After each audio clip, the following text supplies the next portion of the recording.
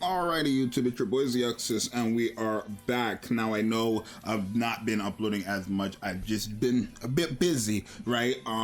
But we are here talking about if you should summon for, obviously, MAST and Anchor, because they do come out in a few days, right? At least MAST comes out first, and she comes out in 3 days. Anchor comes out in like 10 days, right? But we do still need to do the should you summon for these characters. So let's talk about their kits again and why I think you should or should not summon. Honestly, if you just want the honest answer, I haven't read their kit since like the day it came out, so that was probably like 2 days ago, so I don't remember all what they do. Kinda do, but from what I remember, I would say probably to skip. They're not limited characters, and they are Elysian buffers, yes, but they're not anything major to have, right? For example, MAST, right? Her whole thing is that she gets drunk, but like she kind of buffs the team for her being drunk. That's kind of like the compensation. So obviously her being drunk, she loses hit rate, which means she loses accuracy up to 60%, which is honestly not that good for her, but she's a supporter, so it's not like, oh, it's gonna matter all that much for her. But then it says when she's in the drunken state, doesn't matter if she's fully stacked or not, when she's in that state, she guaranteed continuously gives all allies a crit rate buff of 20% and an attack buff of 35% of the caster's attack continuously. That is crazy, right? I'm talking more of just a crit rate. 20% guaranteed crit rate permanently. It's somewhat permanently because it's not, but it is. I'm gonna explain that in a second, right? But having that crit rate permanently is like crazy good, right? And then obviously the attack buff is still going to be useful even if she's not an attacker. It's still going to be useful, so there's that. That's a very good effect, right? And then obviously on her skill 2, when you enter the burst 3 stage, while she is in her drunken status, all allies will have distributed damage buffed multiplied by the number of the drunk stacks for 10 seconds, which isn't the best because only a few allies in the game have distributed damage, so that already is useless for majority of the characters in the game, right? But the reload speed times the drunken status is good, right? 15 times what maximum of 3 is pretty good. That's up to like 45% of reload speed. Again, that's for 10 seconds when you enter the burst stage 3, but that is still very helpful, especially if you're pairing her with you know, Crown on the team. Somehow you put her and Crown on the team, you have MAST as like a flex burst 2 character,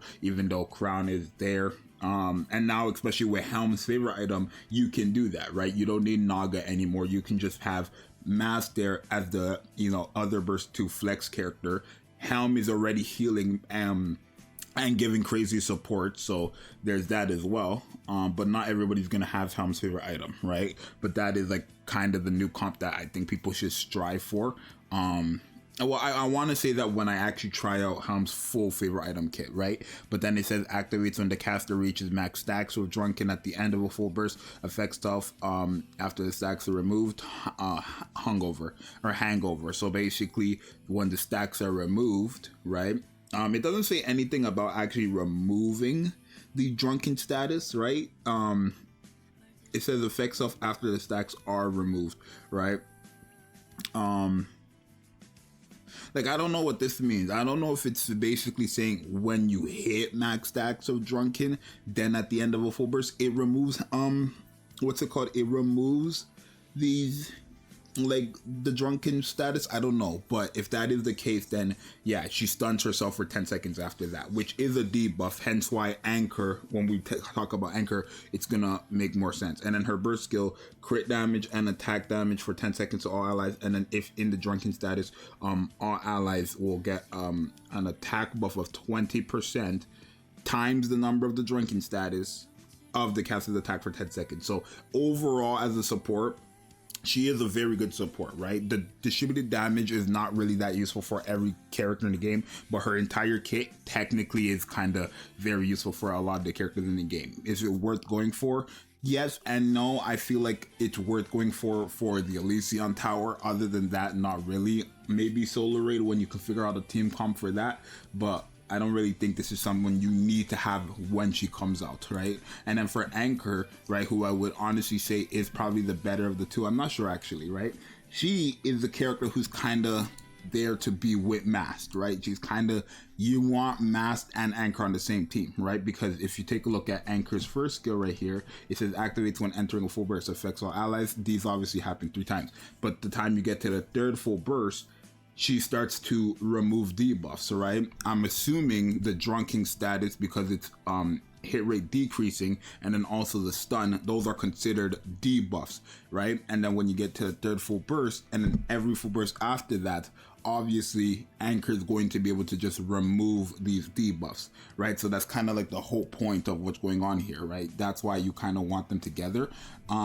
She does heal as well, right? When you enter a full burst and you're on the same team as someone from the same squad, aka MAST, she does end up start healing all allies for every 1 second for 8 seconds entering a full burst.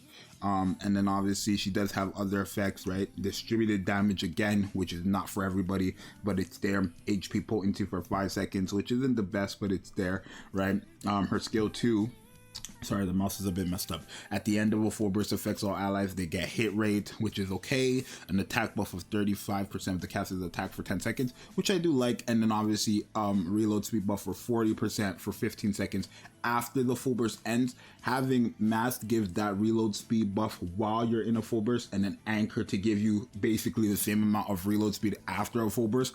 With Crown on the team, if you are going to do something like that, I doubt it, but if you are going to do something like that, kind of makes these characters crazy, right? But it's kind of hard to run Crown, MAST, and Anchor, right? And you don't need to run Crown, obviously, I'm just saying, right? Because I could see Helm and Crown working, and then you don't even need to have MAST. You can just put Helm and Anchor together, and then boom, Helm, Anchor, Crown. That's a good comp as well, probably, right? So there's that, right? And then her burst skill is basically the same thing as Marciana's, just goes up to 60%. She does heal and give an attack buff again, right? These 2 characters are very good characters for specifically the Elysion Tower, I feel like. Outside of that, you're gonna actually have to work on a team composition, right? You're gonna have to actually work on a team comp to make them more valuable outside of that, but for now, I would say these characters are not worth it. Remember, after these 2 characters, probably one more banner or the collab, the Evangelion collab, is going to be happening. And with the Evangelion collab, you're going to get Asuka back, we're going to get Rei back, and we're also going to get Mari back. And all 3 of them are just better, right? Asuka and Rei, especially if you have the Rappy Red Hood and you didn't pull for Asuka and Rei, they're fire buffers. They're buffers toward Red Hood Rappy. So I would definitely say to get them over MAST and Anchor as well, who are limited. And I thought we're going to have another Evangelion collab for a while after this next one comes out. Not to mention the 2 new characters could be very, very good for a lot of the characters in the game, especially considering how good all 3 the last ones were. Right, so if you want the answer, no, I don't think you should summon for MAST and Anchor. I don't really think you need to. I think you're better off summoning for the Evangelion collab, just because, again, they're buffers towards a lot of the better characters in the game. Alice, Modernia, obviously Asuka herself is a very powerful fire DPS. Grave to an extent, Red Hood Rappy, right? All these broken fire DPSs, those 2 characters are good for. Not to mention, Mari is basically another version of Crown, just like a hand-me-down version, but still very, very, very good, and actually very good for the Pierce comp, I believe. She's very good for as well. And then obviously the new characters, the other Asuka with the eye patch, and then the other Rei that's coming into the game. We don't know what they're going to be able to do, but they could be broken as well. So you guys let me know what you think. Do you agree with me? Do you not agree with me? Do you want to summon for them because you like them? Do you want to summon for them because you think they're good? I think they're good characters. I just don't feel like you're going to need them outside of the Elysion Tower. And obviously with Red Hood Rappy, I don't really need, personally, with Red Hood Rappy, and even with favorite item Helm now, I don't really need these 2 characters for Elysion Tower, but they are good options for sure. But yeah, let me know if you guys agree. If you don't, it's your boy Zxous, I'm out. Peace.